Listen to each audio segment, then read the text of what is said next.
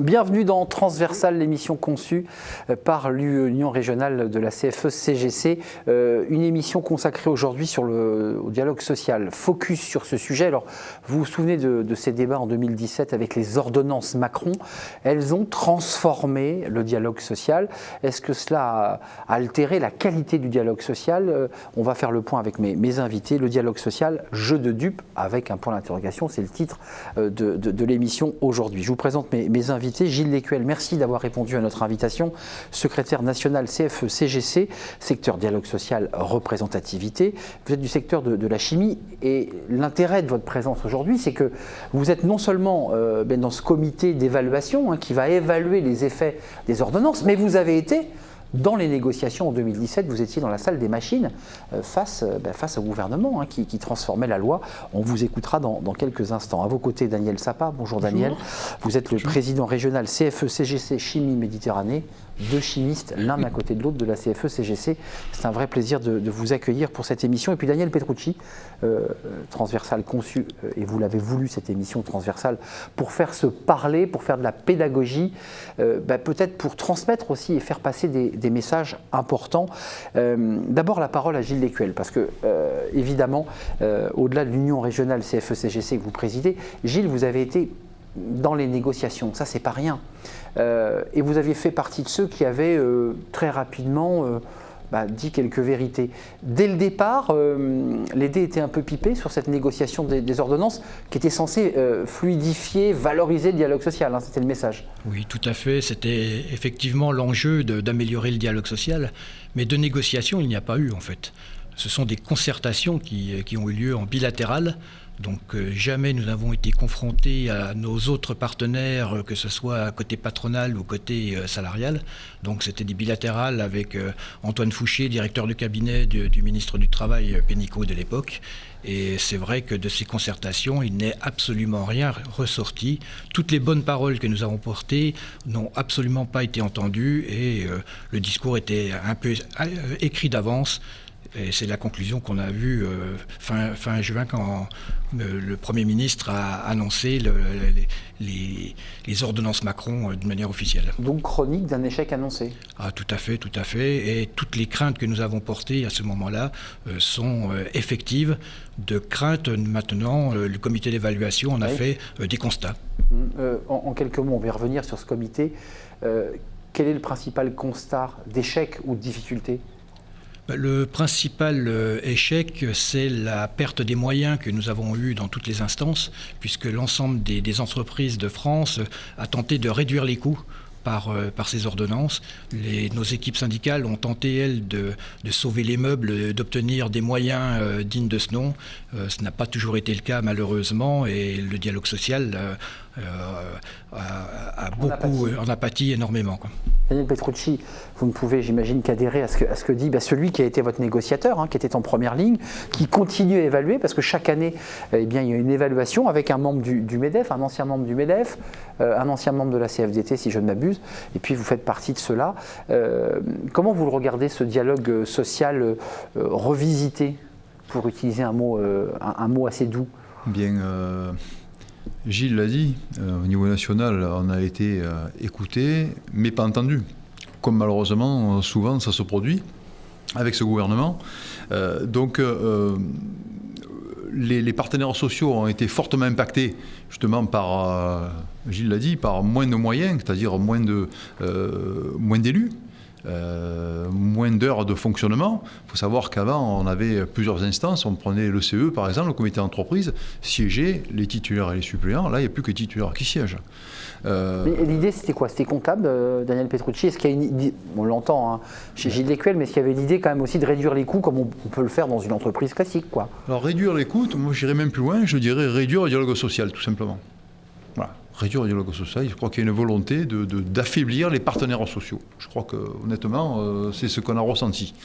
Alors, Gilles l'a dit, dans certaines entreprises, on a pu réussir à gratter ceci, gratter cela, mais globalement, ça a été vraiment une grosse perte au niveau du dialogue social.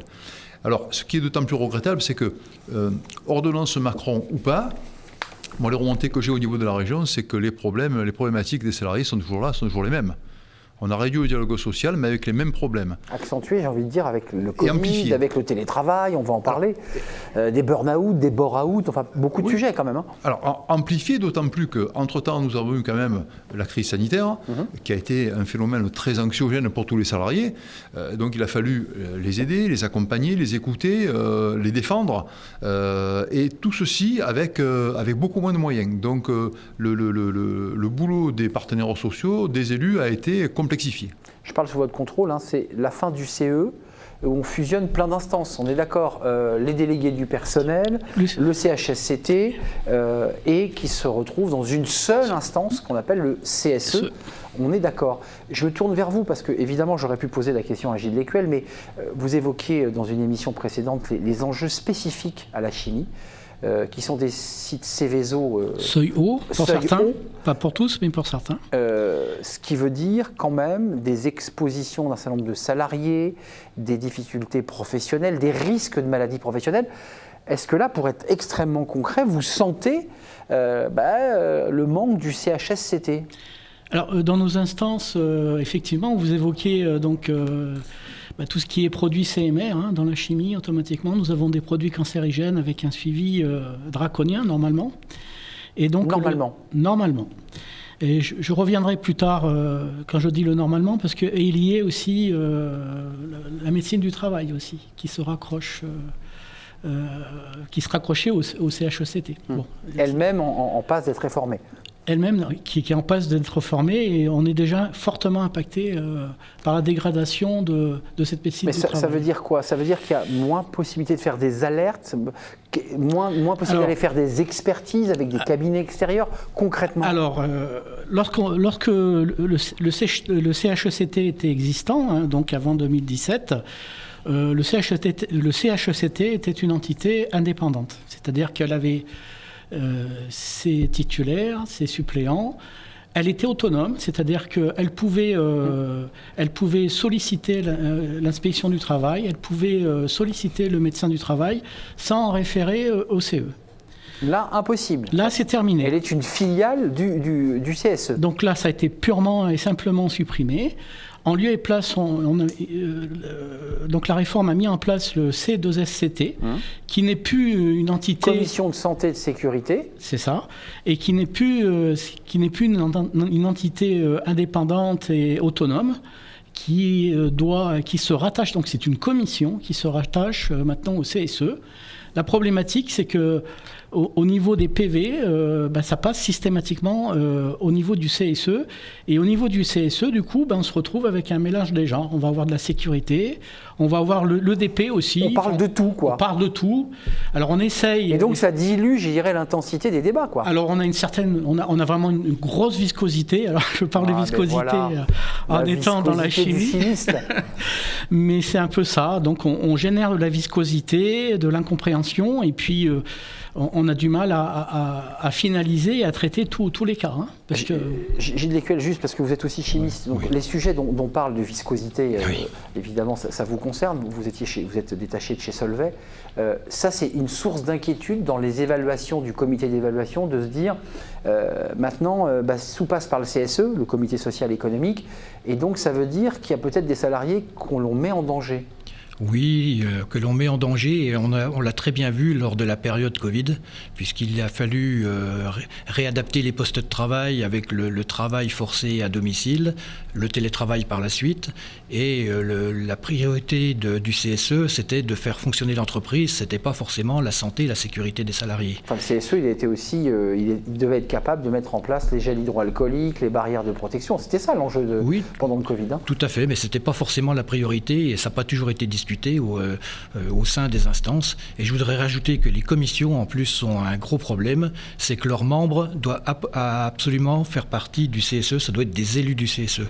Donc on se prive d'une expertise que nous avions par le passé, puisqu'on pouvait désigner dans les CHSCT des membres des fabrications, des ateliers qui connaissaient parfaitement l'entreprise, l'usine, et qui apportaient une expertise, une valeur technique en termes de sécurité. Tout à fait. Juste un mot, parce que vous parlez de disparition, on voit bien qu'il y a une sorte de réduction un peu au courbouillon avec cette réforme des ordonnances Macron, surveillée par ces comités d'évaluation. Il y a un enjeu, parce que c'est vrai, quand on connaît le syndicalisme, il y avait les fameux délégués du personnel, oui. Qui eux aussi ont disparu, noyés par l'institution CSE. Ils avaient un rôle assez important, voire très important, ces délégués du personnel. C'était les premiers interlocuteurs qu'on allait voir qu'il y avait un problème. Oui. Alors, avant, je voudrais rajouter juste une petite précision. Ces fameuses commissions, or c'est pas génial, c'est certain, mais les entreprises de moins de 300 salariés n'ont même pas droit à cette commission. C'est important de le préciser. Voilà. Alors après, les délégués du personnel, oui, le délégué du personnel est une instance obligatoire. Voilà. On a remplacé ça par la possibilité de mettre en place des représentants de proximité, mais c'est au bon vouloir du chef d'entreprise. C'est-à-dire l'entreprise qui ne veut pas mettre en place de représentants de proximité, il n'y a pas d'obligation. De représentants de proximité. Il n'y a pas d'obligation. Et pourtant, les problématiques sont toujours là, encore une fois. Il y a toujours des problèmes de stress, de burn-out, gens qu'il faut accompagner, qu'il faut aider, qui sont là, qui nous posent des questions, qui nous sollicitent. Donc vraiment, le dialogue social a vraiment pâti. Vous le ressentez, parce que j'évoque ce comité d'évaluation, la qualité même du dialogue, parce que médiatiquement, pour le grand public, pour ceux qui nous regardent, chaque gouvernement, et celui-ci n'y échappe pas, utilise le mot dialogue social un peu comme l'Europe l'aurait dit le général de Gaulle. On en parle beaucoup, mais il se pratique vraiment ce dialogue social, réellement, puisque notre émission s'appelle un jeu de dupes. Vous assumez le titre de cette émission, le jeu de dupes, Gilles, et oui. Daniel ensuite? Le problème, c'est qu'en voulant tout regrouper dans une seule instance, on a surchargé cette instance. Et donc finalement, on n'a plus le temps des débats qui étaient nécessaires. Alors, il y avait le CHSCT, il y avait le CE autrefois, qui, paraît-il, traitait 2 fois du même dossier. Sauf que quand on faisait appel à un expert, eh bien, il envoyait 2 équipes différentes. Puisque le CHSCT, sa mission, c'était de regarder les problématiques de santé de ceux qui restaient et qui allaient récupérer le travail de ceux qui partaient. Et le CE, c'était la vision économique de l'entreprise, comment on va tourner avec un atelier qui ferme, etc. Donc des problématiques complètement différentes. On a complètement surchargé l'instance, puisqu'elle doit tout traiter en un temps limité. Et du coup, le dialogue, la qualité du dialogue en pâtit forcément. Daniel Sapin, le dialogue, parce qu'en rentrons dans le dur, ce sont des négociations sur les salaires, ce sont des négociations sur un tas de sujets qui concernent le quotidien des salariés. Vous êtes en première ligne. Est-ce que cette qualité du dialogue, évidemment, a été affectée par ces ordonnances ? Alors, elle est d'autant plus dommageable parce qu'il y a un mélange des genres. Et certains patrons en profitent de ça. Je m'explique. On avait quand même 3 entités différentes. DP, mes collègues n'ont pas trop évoqué. DP, CHSCT et CE. Et CE. Mais DP, par exemple, ça allait d'une chaise qui était cassée. Vous voyez, c'était la peinture qu'il fallait rafraîchir. C'était ça. Les petites choses du quotidien. Les petites choses du quotidien. Les désagréments du quotidien qui font que le salarié est bien dans son poste de travail ou ne l'est pas. Donc, cette entité, bien entendu, travaillait en indépendance et relevait tous les points nécessaires. Donc, aujourd'hui, elle n'existe plus. Automatiquement, derrière, tous ces problèmes sont mélangés avec les problèmes de sécurité du C2SCT et sont mélangés aussi avec les problèmes des CSE. Là, on parle de NAO, de négociation d'accords, etc., etc. Donc, on se retrouve quelque part dans cette instance de CSE avec une liste de revendications ou de questions qu'il faut traiter. Une auberge espagnole un peu, entre des sujets, des micro-sujets avec des sujets beaucoup plus graves. Beaucoup plus importants, et il faut faire le tri, il faut les prioriser. Et comme on n'a pas assez de temps pour tout traiter, automatiquement, ça se dégrade, tout simplement. Daniel Petrucci et Gilles Lécuel, évidemment, on peut revenir en arrière sur ce genre de sujet, parce que des réformes du dialogue social, et je dirais des syndicats, on pense à la réforme de Nicolas Sarkozy sur la représentativité, qui avait été une réforme importante, la réforme des ordonnances Macron sur le dialogue social. On peut revenir en arrière, retrouver le bon temps du dialogue social, ou il vous semble que globalement on ne reviendra jamais en arrière?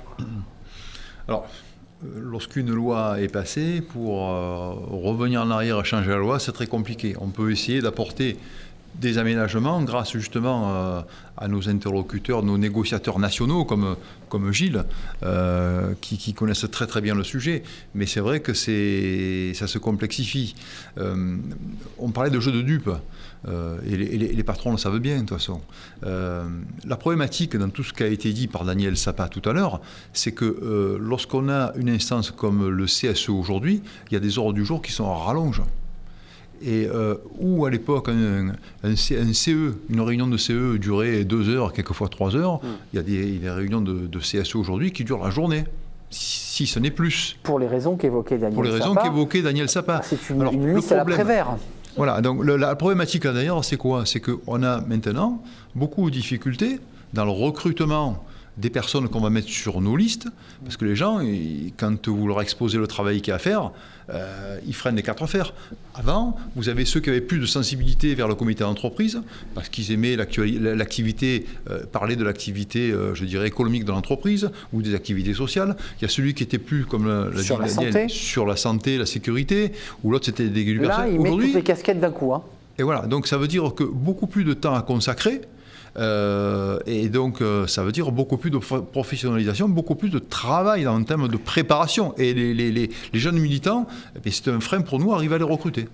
Difficile de les recruter et difficile de les convaincre justement d'endosser leur nouveau rôle de membre du CSE, parce que j'ai vu quand même que le travail demandé est colossal, hein, effectivement. Il y a des obligations juridiques, de secret, enfin, c'est extrêmement cadré. C'est différent de lorsqu'on était membre d'un CE classique. C'est complètement différent, et je dirais, ce qu'on a perdu, c'est au niveau, un jeune chez nous qui était adhérent et qui voulait militer, prendre des responsabilités dans le cadre d'une section syndicale, oui. Le délégué syndical de l'entreprise, pour qu'il apprenne le métier quelque part, il y a un certain apprentissage. La première chose qu'on faisait, c'est qu'on le mettait en DP.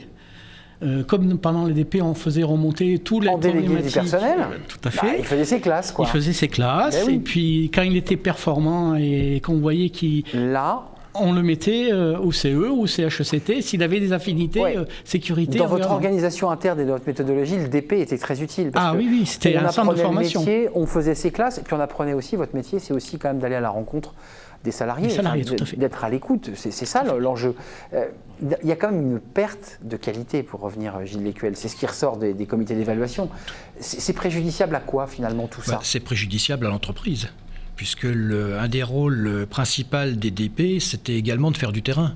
Il avait des heures de délégation et il les passait justement pour aller quêter les problèmes qu'il y avait dans l'entreprise en visitant les ateliers, les bureaux et questionnait ses collègues sur les problèmes. Donc pour l'entreprise, le DP était fondamental pour faire remonter tous les signaux faibles. Donc cette perte de remontée de signaux faibles, elle peut être dramatique pour l'entreprise, puisque un signal faible, quand on le capte, on peut le régler très facilement, très rapidement. Quand il passe un signal fort, c'est trop tard. Hein. Eh bien, on se retrouve avec des gens qui sont à la grille de l'usine ou un atelier qui se met en grève, et donc des pertes de production pour l'entreprise qui peuvent être assez importantes. Il n'y a plus de capteurs, il n'y a plus de signaux faibles, ce qui fait qu'on peut partir dans des situations de tension. Le télétravail, quelques mots quand même, parce qu'on a vu aussi à la fois une action très concrète dans l'entreprise pour des raisons de sécurité liées à la contamination. Mais est-ce que ça a été un frein, Daniel Petrucci, ce télétravail, à la fois à la vie des syndicats, au dialogue social? Comment ça s'est vécu, cette période? Oui, alors je voudrais juste rajouter une petite précision par rapport à ce qui a été dit sur les délégués du personnel. Tout à l'heure, vous me posiez la question de savoir si on peut changer la loi. Bon, oui. La loi, c'est compliqué de la changer. En revanche, ce qui est possible d'être fait, et je peux vous dire que nous, en région PACA, c'est vraiment une grosse volonté de nos militants, c'est d'essayer de faire en sorte que les représentants de proximité soient institués de façon formelle, parce que c'est vraiment un manque qu'on a aujourd'hui dans les entreprises. On n'a plus justement cette représentation des gens qui vont sur le terrain, qui vont contacter les collègues pour prendre un peu la température, savoir comment ça se passe. Donc ça, c'est une volonté forte affirmée sur le terrain, et les gens veulent qu'on institue le représentant de proximité, puisque les DP n'existent plus. Alors après, sur le télétravail, c'est un phénomène... Conséquences. Oui, comment ? Et ses conséquences sur Oui, et sur ses le dialogue conséquences. social. Alors, le télétravail, c'est un phénomène nouveau. Alors, avant le Covid, ça existait, mais on en parlait très peu. Il n'y a pas beaucoup de salariés même qui réclamaient le télétravail. On a goûté au télétravail, je dirais, après la crise sanitaire. Aujourd'hui, il y a beaucoup de salariés qui le réclament et il y a beaucoup de chefs d'entreprise qui le mettent en place. Bon. Donc, compliqué pour vous, les syndicats, justement, d'aller les chercher, d'aller les aider même d'ailleurs. Alors, justement, la complexité, c'est quoi? C'est que lorsqu'on est en télétravail, que le salarié est en télétravail, pour le contacter, c'est compliqué, il est chez lui. Oui. Donc nous, ce qu'on réclame pour continuer à contacter les salariés, c'est quoi? C'est pouvoir utiliser les moyens mis à disposition par l'entreprise, notamment la messagerie interne électronique. Ça, et puis pouvoir aussi les contacter peut-être aussi par le biais de visioconférences, puisqu'ils ont souvent des outils informatiques mis à disposition par l'entreprise. Donc voilà, c'est hyper important de pouvoir continuer à garder ce lien social avec les salariés. Donc c'est un sujet, je pensais au secteur de la banque, puisque vous venez de la banque, c'est des sujets où les banques ont mis pour un certain nombre de cadres, et pas seulement d'ailleurs ceux qui sont en back-office, en télétravail, moins vrai j'imagine pour la chimie quand même, c'est quand même des postes où on est sur place, on est sur site. Alors oui et non. Oui pour les gens, parce que nous avons des sites qui tournent 24 heures sur 24. Donc pour la population maintenancier et la population, je dirais, postée, qui pilote les usines, oui, ils sont obligés de venir, mais on évoquait la difficulté du télétravail pour le délégué syndical de faire sa tournée. Oui, d'aller chercher. À l'époque, il suffisait qu'il aille à la machine à café. Ah oui. Il avait tout le monde, il discutait. Il faisait là, il doit faire 50 km en voiture. Là, il est bien embêté. Alors pour les plus grosses entreprises, nous on a la chance, pour les grosses entreprises, on a la chance d'avoir de la visio, mais ça prend du temps pour le délégué syndical, et ce temps-là, vous avez compris qu'il l'a pu. Et pour les petites entreprises, c'est encore plus accentué. Ça pose des questions, excusez-moi de vous couper la parole, mais des questions techniques d'ordre, comment on relie les réseaux informatiques, la surveillance. Tout à fait. Est-ce qu'on contrôle les salariés à distance par des logiciels espions? Parce que cette question, mais ça existe. Et elle vous est posée. Oui. Donc c'est des questions qui sont importantes. Gilles Descuel, avant de nous quitter, parce que vous nous faites le plaisir d'être là, vous étiez en coulisses pendant les négos, vous suivez ce dialogue social, vous êtes donc le spécialiste. Qu'est-ce qu'on nous prépare là? C'est quoi la suite des événements? Parce qu'il y a toujours, dans les ministères du Travail, voire même chez le Premier ministre, des velléités de toujours réformer. Quels sont les signaux faibles que vous avez à nous transmettre sur la suite de cette réforme?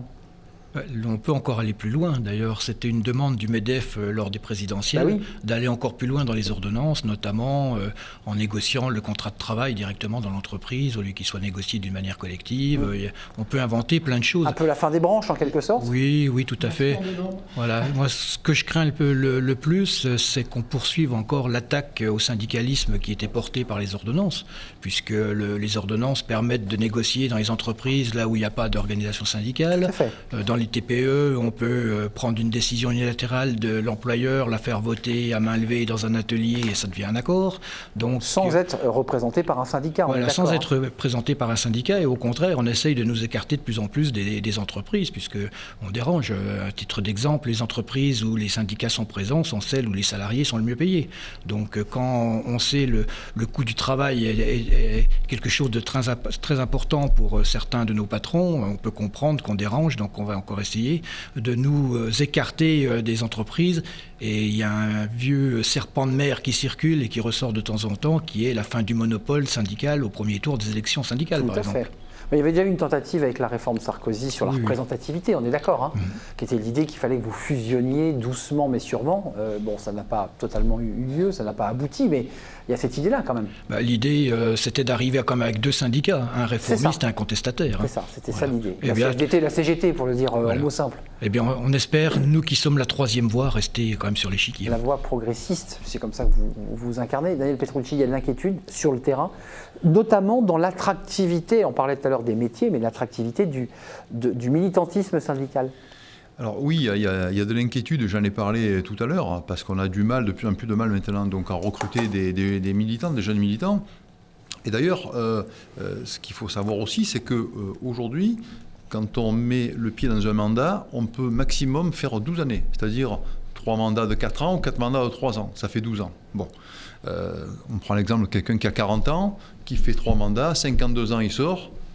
Il faut qu'il puisse retrouver un peu ce travail dans l'entreprise. La reconversion aussi du syndicaliste. Et voilà, donc nous ce qu'on demande, et ça aussi c'est une demande forte de la CFE-CGC, c'est qu'on puisse avoir des formations certifiantes pour qu'à la sortie des mandats syndicaux, eh bien, on ait un diplôme qui atteste que... Parce qu'il faut savoir que nous avons... Et une validation des acquis, parce que vous avez accumulé validation des acquis. Des compétences incroyables. Enfin, non, vous êtes d'accord? Bien sûr, mais il faut savoir quand même qu'on a des comités socio-économiques où à la tête, les élus ont des salariés, ils managent des gens.